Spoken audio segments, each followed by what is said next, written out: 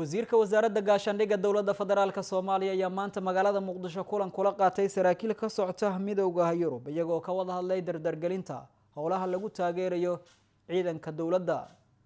saraakiil ka tirsan midowga Yurub gaar ahaan qaybta tababarada ciidanka xoogga dalka Soomaaliya ayaa wasiirka gaashaandhigga dalka waxay u sharaxeen howlaha tababarada ciidanka xoogga dalka Soomaaliya ay ka wadaan gudaha dalka. mudane xasan cali maxamed wasiirka wasaaradda difaaca Soomaaliya ayaa midowga Yurub uga mahadceliyay taageerada ay la garab taagan yihiin Soomaaliya gaar ahaan tayeenta ciidanka xoogga dalka Soomaaliyeed. wasiirka ayaa ka codsaday howlgalka midowga Yurub ee tababarada ciidanka Soomaaliya inay laba jibaaraan howlaha dib loogu soo dhisayo ciidanka xoogga dalka Soomaaliya isagoo sidoo kalena la wadaagay qorshaha cusub uu doonayo in lagu hago dhabaha loo marayo tayeenta ciidanka xoogga dalka Soomaaliya maadaama uu dhawaan xilkaasi qabtay wasiirku.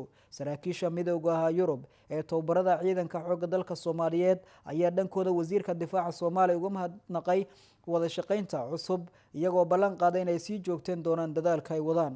waxay sidoo kale tilmaameen inay sii wadi doonaan taageerada ay u hayaan ciidanka xoogga dalka Soomaaliya.